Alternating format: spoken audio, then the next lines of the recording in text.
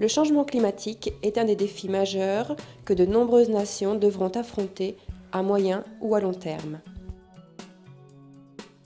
Le changement climatique pourrait avoir un impact négatif sur l'agriculture en raison de possibles carences en eau, voire de sécheresse, de la survenue de nouvelles maladies, du stress dû à la chaleur chez les animaux et des risques liés aux phénomènes météorologiques extrêmes. Le changement climatique est dû principalement à l'augmentation de la concentration en gaz comme le CO2, le méthane et le protoxyde d'azote.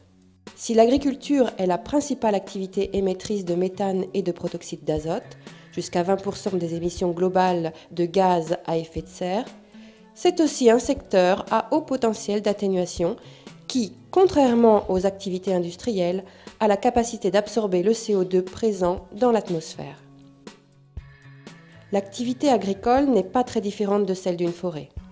Les arbres, les cultures et la végétation en général éliminent le CO2 atmosphérique grâce à la photosynthèse en se transformant en réservoirs qui augmentent ainsi la séquestration du carbone.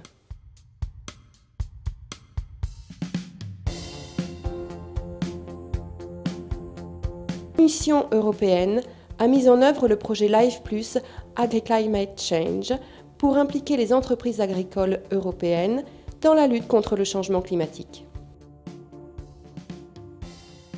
Autre objectif important du projet, la validation d'une méthodologie de calcul de l'énergie consommée et des émissions de gaz à effet de serre produites dans le secteur agricole. Par la suite, il a été mis en place un outil d'évaluation appelé AgriClimate Change Tool, ACCT. Cet outil a été testé pour analyser un groupe de 120 exploitations agricoles situées en Allemagne, en Espagne, en France et en Italie, pays qui présentent les économies agricoles les plus importantes de l'Union européenne. Ensuite, pour chaque exploitation pilote, un plan d'action a été élaboré pour réduire la consommation énergétique et la production de gaz à effet de serre.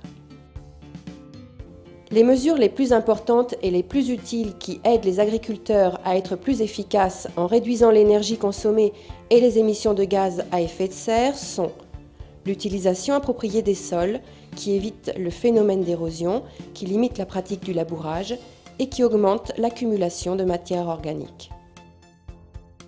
Une meilleure gestion des élevages grâce à une conduction et une alimentation plus efficaces et grâce à un stockage adéquat des effluents.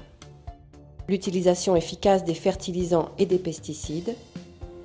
L'utilisation plus efficace des machines et des nouvelles technologies. Une meilleure gestion des bâtiments ayant pour but une économie d'énergie et l'utilisation plus rentable des énergies renouvelables. Les premiers résultats du projet AgriClimate Change ont montré que grâce à ces pratiques, il est possible de réduire de 10 à 40% la consommation énergétique de chaque exploitation. En réduisant les émissions de gaz à effet de serre, non seulement la consommation d'énergie diminue, mais on obtient également d'autres bénéfices environnementaux et économiques importants. Une meilleure connaissance de l'exploitation agricole, la réduction des coûts en évitant la pollution de l'air et de l'eau, en réduisant l'érosion des sols, et beaucoup d'autres encore.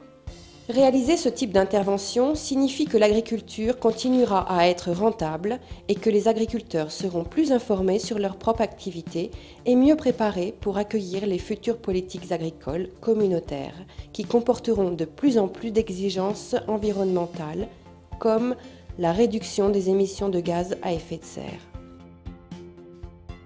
L'agriculteur qui évalue avec plus de précision connaît son travail, prend conscience des atouts, des faiblesses, des menaces et des opportunités de sa propre activité. La prise de conscience est essentielle pour l'activité des agriculteurs, pour affronter les nouveaux défis et pour devenir, à l'avenir, plus éco-compatibles. Tous ces changements sont entre les mains des agriculteurs, mais les consommateurs et les autorités publiques, aussi bien au niveau européen que national et régional, ont également un rôle fondamental à jouer dans la mise en place d'une agriculture plus respectueuse de l'environnement.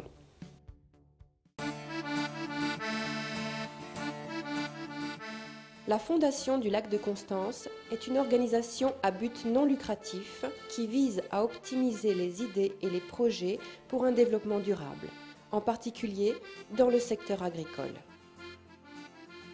À côté des projets de marketing de produits alimentaires biologiques et locaux, la Fondation du Lac de Constance développe des idées innovantes pour rendre l'agriculture plus durable et pour affronter les défis futurs. L'agriculture dans le sud du Bade-Wurtemberg est caractérisée par de petites structures et présente une grande diversité.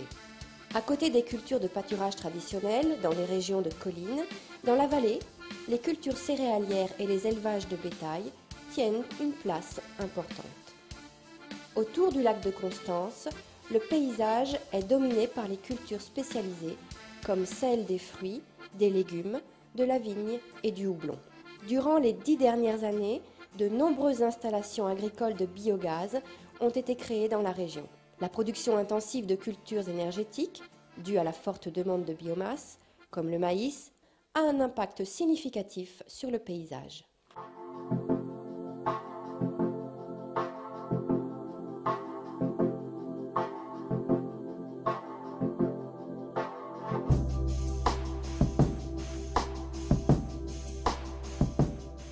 Ich bin der Hans-Peter und habe das Hofgut von meinen Großeltern übernommen. Ich bin der Philipp, ich studiere im Moment Agrarwissenschaften an der Universität Hohenheim und mein Ziel ist die Hofnachfolge. Ich bin die Doris und ich bin jetzt 26 Jahre hier Bäuerin am Hof. Und zusammen sind wir Die Bulls. Unsere Betriebsschwerpunkte sind die Milchviehhaltung mit Nachzucht, eine Biogasanlage mit 130 kW, etwas Wald, wir haben eine kleine Hofbrennerei, eine eigene Jagd und mein Steckenpferd ist eine Besenwirtschaft, die für 4 Monate im Jahr geöffnet ist.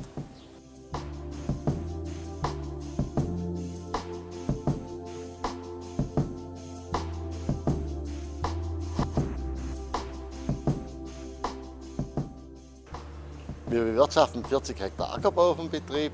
Davon sind hauptsächlich machen wir Feldfutterbau, das heißt Mais, Grünrogge, ein bisschen Weizen, hauptsächlich für Milchviehfutter und für nachwachsende Rohstoffe für die Biogasanlage. Der Boden wird hauptsächlich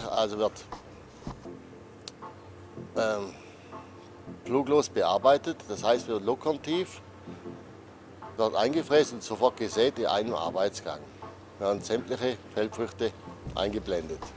Der Vorteil vom fluglos Arbeiten ist weniger Arbeitszeitbedarf, weniger Dieselbedarf,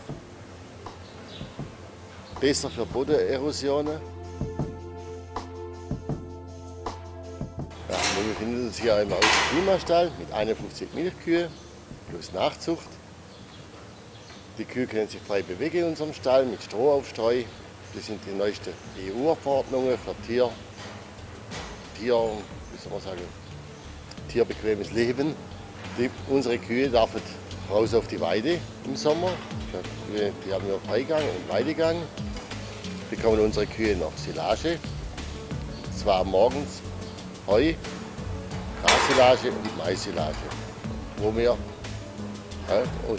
unseren Betrieb selber erzeugen und im Fahrsilo einsiliert ist.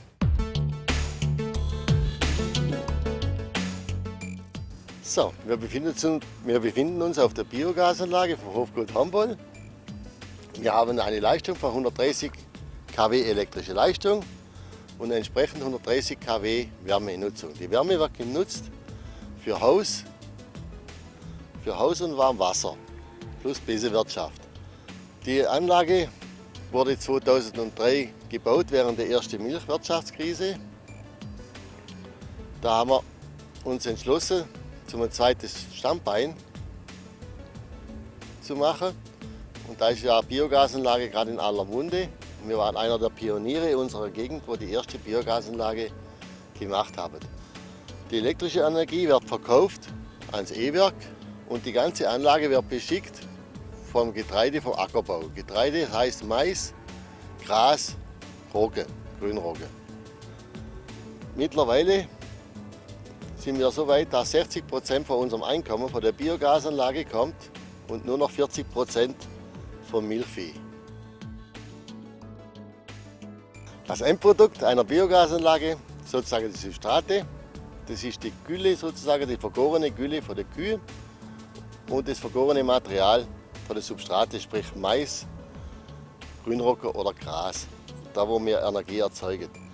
Dieses Material kommt auf unsere Felder wieder zum Düngen.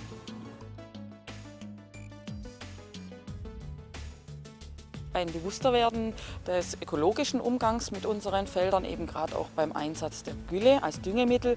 Wie können wir die noch effizienter einsetzen, eben zum Beispiel indem wir einen Schleppschlauch anschaffen und hier noch nutzen, um auch eben das weiterhin mit der Natur in Einklang zu bringen. Dadurch sparen wir mindestens 15 Tonnen Kalkammonsalbet oder synthetische Düngemittel auf dem Betrieb.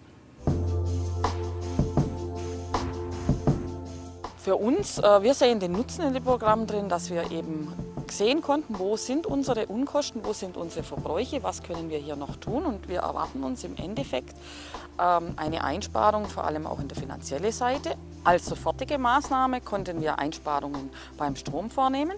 Wir haben Wärmepumpen ausgetauscht in effizientere Modelle, die also wirklich sehr wenig Strom heute verbrauchen. Wir haben die Schieberanlagen, die den Mist schieben, auf andere Zeiten gestellt, damit die nicht mehr ganz so oft laufen, es trotzdem noch mit der Klauengesundheit der Kühe zusammenpasst.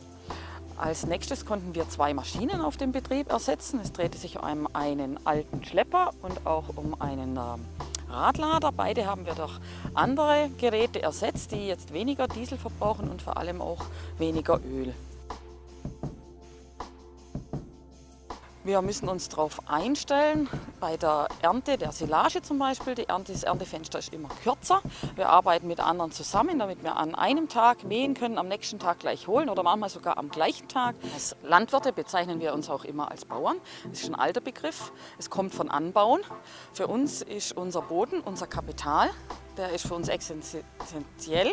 Wir brauchen den, um den Betrieb weiterzuführen. Und wir haben keinerlei Interesse daran, unseren Boden auf Dauer auszunutzen, auszubeuten oder zu schädigen, weil wir leben ja von unserer Landwirtschaft und unser Ziel ist es, das immer von einer Generation an die nächste weiterzugeben.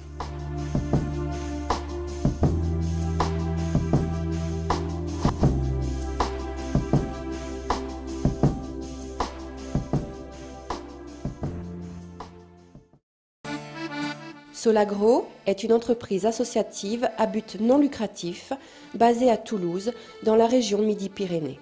Solagro travaille depuis plus de 20 ans sur les questions liées à l'agriculture et au changement climatique, notamment au travers de la création et du développement de Planète, outil de diagnostic des consommations d'énergie et des émissions de gaz à effet de serre à l'échelle de l'exploitation agricole. Dans le cadre du projet AgriClimate Change, Solagro accompagne 24 fermes françaises, parmi lesquelles 18 sont localisées en Midi-Pyrénées. L'agro-industrie, y compris l'agriculture, très diversifiée en région Midi-Pyrénées, est le principal secteur d'emploi. Exploitation céréalière dans les plaines, élevage en plaine et montagne, viticulture et production de fruits. Midi-Pyrénées est une région sensible à la sécheresse, qui est l'une des principales préoccupations en termes d'impact du réchauffement climatique en agriculture.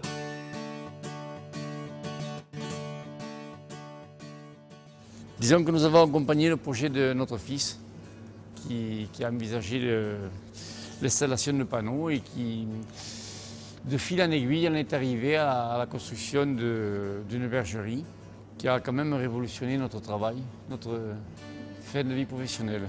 C'était des vieux bâtiments, c'était du foin sous forme de balles rondes, etc., etc. Avec une valeur moindre et un travail plus pénible quand même.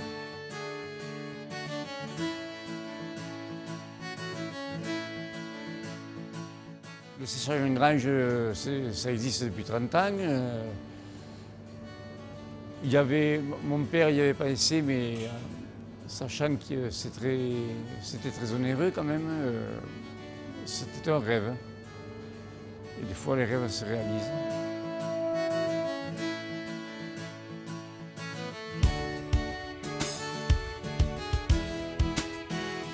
La motivation au départ, c'était vraiment de pouvoir sécher du fourrage pour déjà avoir un fourrage de meilleure qualité, un fourrage beaucoup plus appétant, ce qui permet de donner beaucoup plus de fourrage aux brebis et de faire plus de litrage.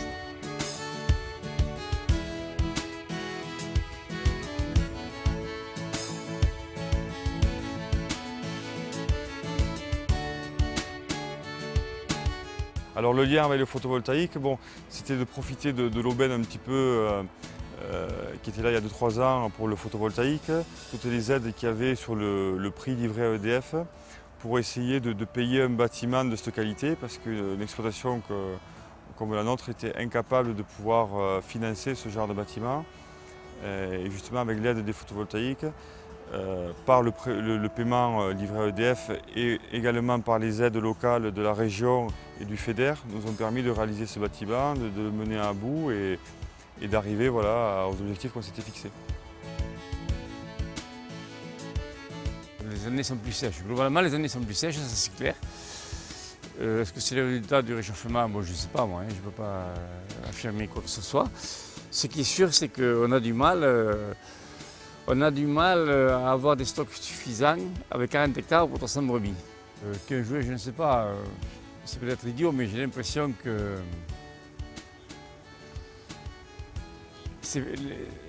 quand on est parti dans une période pluvieuse, c'est plus marqué, c'est 3 mois, 2-3 mois, et quand on est parti vers du soleil, idem. Il semblerait qu'il n'y ait pas de demi-mesure, quoi. C'est la continuité de la décision prise par mes parents dans les années 1965.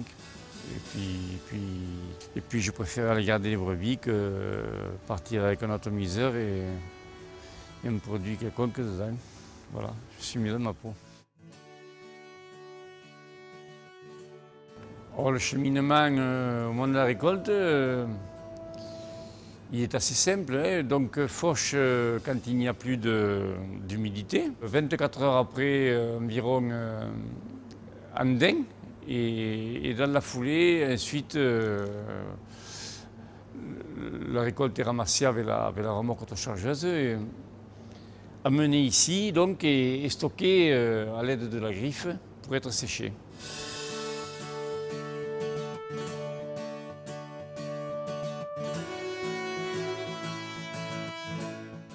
Quand ce gros ventilateur va être en route, il a la capacité d'aspirer l'air par cette petite lumière que l'on voit en haut, par lesquelles l'air stocké qui se trouve entre les panneaux et l'isolant au-dessus de la vergerie, l'air chaud donc est aspiré et soufflé dans la gaine de manière à sécher le fourrage. De ce coup, il y a une facilité qui n'est pas qu'on ne peut comparer à ce qu'on faisait avant, puisqu'on a tout à côté. L'hiver, on ne met pas le nez dehors, on n'a pas osé d'ouvrir des grands portails et prendre la pluie, le vent dans le visage. C'est bien mieux, quoi.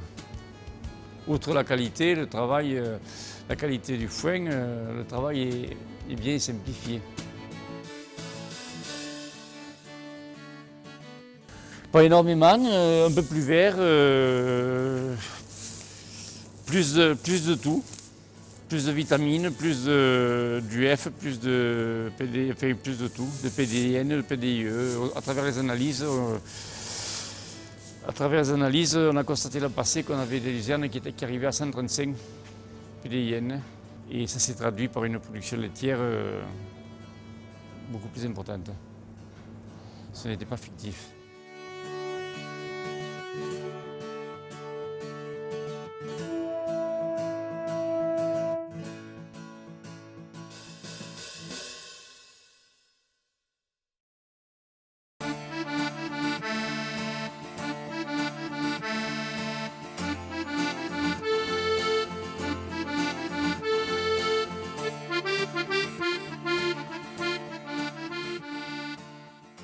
Fondation Global Nature est une organisation à but non lucratif fondée en 1993 qui a pour objectif la protection de la nature.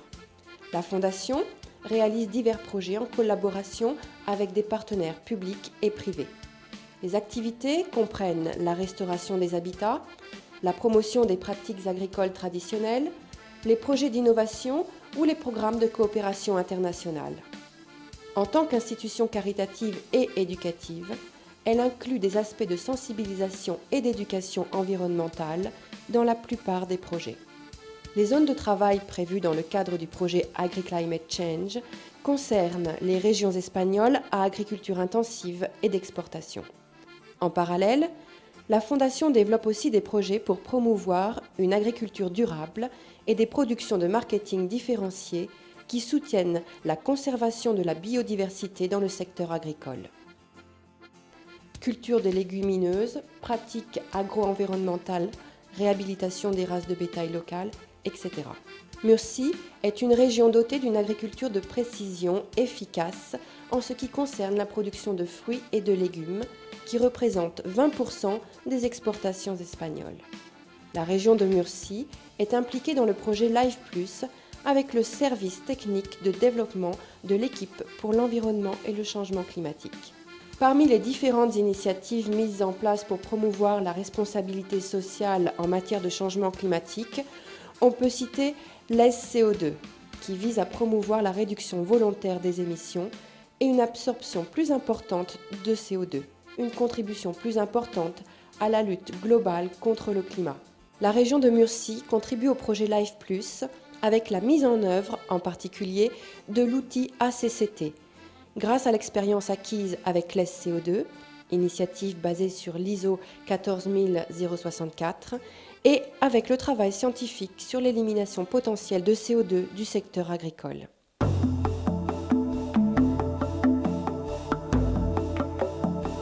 Desde que yo recuerdo, la familia se dedica al plátano y sobre todo en la punta del Hidalgo. Esta empresa, cuando yo llegué, pues estaba un poquito atrasada en el sentido de que no teníamos riegos en toda la fertilización, sistemas automatizados. Después las fincas son pues un total de unas 25 hectáreas en conjunto y dedicadas al plátano pues unas 20. El cultivo de plátano más o menos lleva, en ciertas épocas del año son unas labores las que haces, en otras épocas del año otras labores. El ciclo de platanera son 9 meses y de las labores más importantes es el exijado, ya que vas a obtener el fruto de una selección que hace el agricultor de su cultivo. Después el resto de labores pues es deshojado, desgomillado una vez te pare la platanera y el corte de la fruta para llevarlo empaquetado. Porque una de las cosas que tenemos nosotros que es cumplir unos controles de calidad para que la fruta llegue al consumidor en un estado idóneo. Yo soy licenciado en Ciencias Ambientales y como tal me gusta que en mi explotación pues el medio ambiente sea importante y se hagan las cosas como es debido.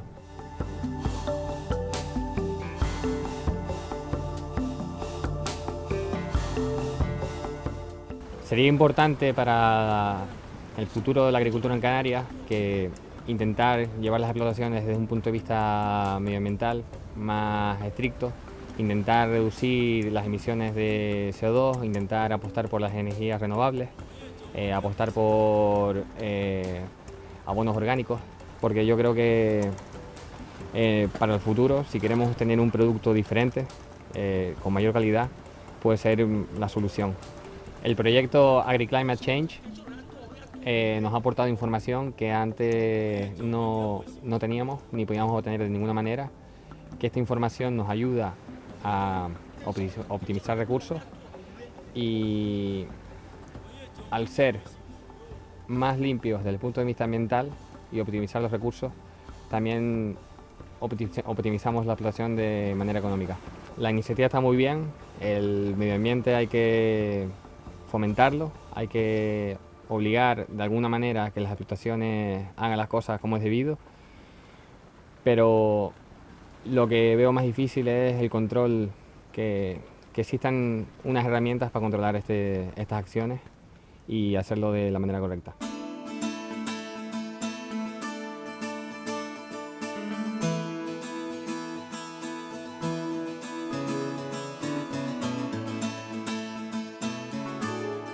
Desde los años 70, finales de los 70, se empezó a producir tomates aquí en la finca, al principio pues de una forma muy artesanal y pequeñas producciones.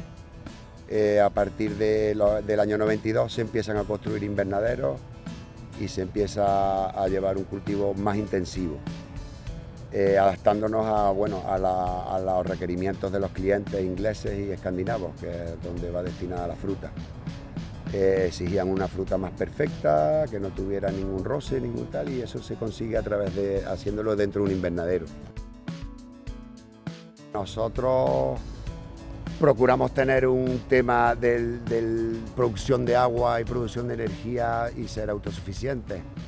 Estamos de hecho ya poniendo un aerogenerador, o en proyecto un aerogenerador que nos abastezca de energía y abastezca sobre todo de energía a los cabezales, máquinas de empaquetado y sobre todo a la desaladora, que tiene un coste energético muy alto, muy elevado, ¿no? Para nosotros es más seguro y es más ecológico producir, y es de mejor calidad, producir agua de mar y desalarla. Aparecen anualmente algún virus nuevo que, en fin, que causa bastante problemas, ¿no?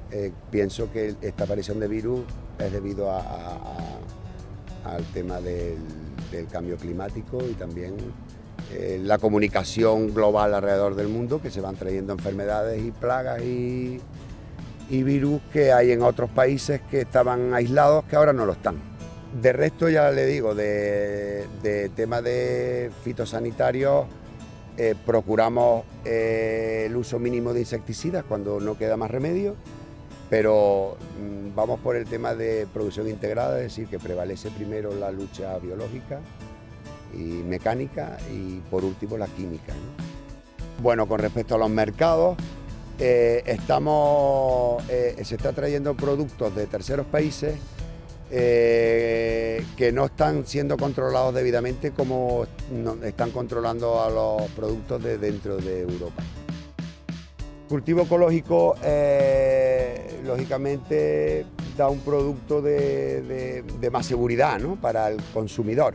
Tenemos una serie de requerimientos por estar dentro de un parque natural que no lo tienen otras explotaciones. De cara al marketing y de cara al cliente inglés y al cliente escandinavo, pues les es atractivo, ¿no?, estar dentro de un parque rural, porque ya ellos ven que conlleva una serie de restricciones que favorecen la calidad de la fruta.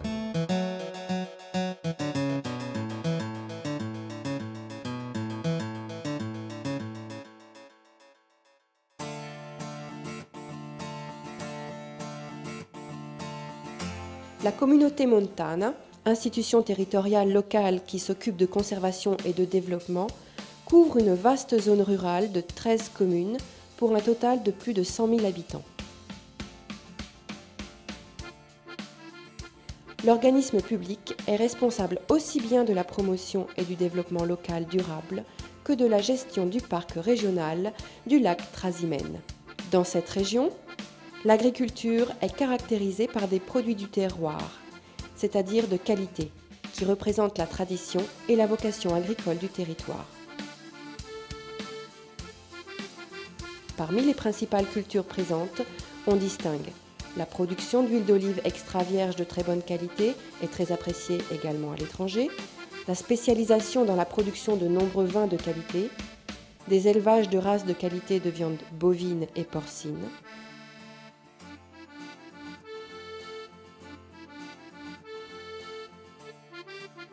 Un autre aspect qui caractérise fortement l'économie de cette région est la présence de nombreuses activités d'accueil nées au sein des exploitations agricoles et appelées agritourisme.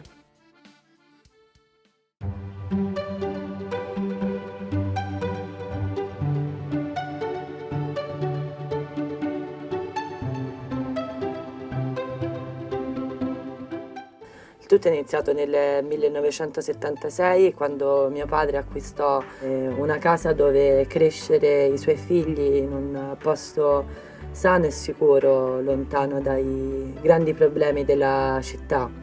Oggi il Fontanaro ha una grande eccellenza, quella della produzione di un olio d'oliva che è stato scelto e selezionato dal Culinary Institute of America o anche da Slow Food e da molte altre organizzazioni. Questo perché c'è una differenza nella produzione dell'olio. Solo utilizzando il progetto biologico, quindi di difesa dell'ambiente, e solo molendo le olive lo stesso giorno, addirittura a volte mezz'ora dalla raccolta, riusciamo ad avere un prodotto d'eccellenza. L'olio quindi per noi è la punta di diamante, la produzione più importante.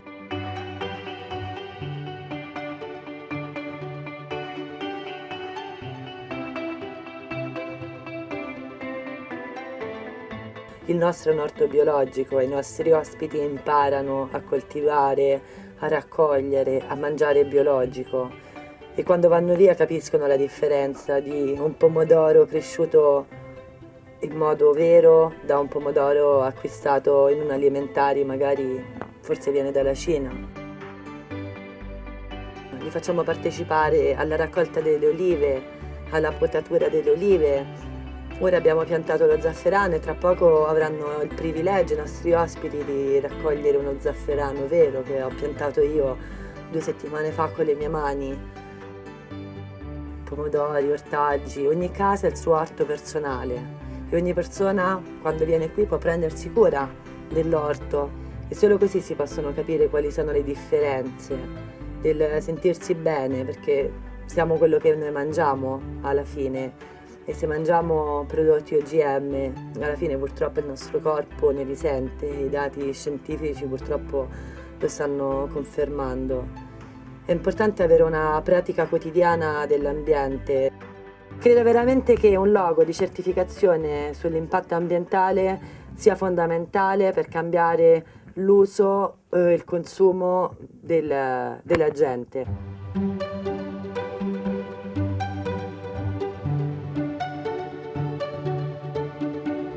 Al Fontanaro stiamo cercando e abbiamo cercato di ovviare alla riduzione dell'utilizzo del carbone attraverso le energie rinnovabili.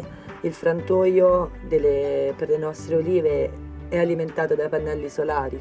In questo modo noi siamo sufficienti dal punto di vista energetico. E non solo, all'interno del mulino, per esempio, le esanze residue tornano direttamente al terreno come primo fertilizzante. E stiamo cercando di integrare tutta la nostra tenuta con dei riscaldamenti dati dalla legna, perché quello che poi sono i ricavi, visti i costi di riscaldamento invernali, non è un'attività sostenibile, non è un'attività che si può fare. Questa è stata un'estate drammatica, 3 mesi di siccità. Solo grazie al fatto che mio padre preparò un impianto di riciclo dell'acqua piovana, ci siamo salvati. Avere un'azienda agricola in Italia che produce olio d'oliva purtroppo a volte è difficile. È difficile vendere il nostro olio, è difficile farlo capire, è difficile far comprendere il prezzo del nostro olio all'utente finale. Noi del Fontanaro siamo molto vicini e grati e crediamo molto in quello che è il progetto di Agri-Climate Change e sostenere queste iniziative, esserne vicino, promuoverle è un grande passo di civiltà e di riconoscimento del dovere sostenere l'ambiente, perché solo in questo modo sosteniamo la nostra terra, il posto dove viviamo noi e vivranno le nostre future generazioni.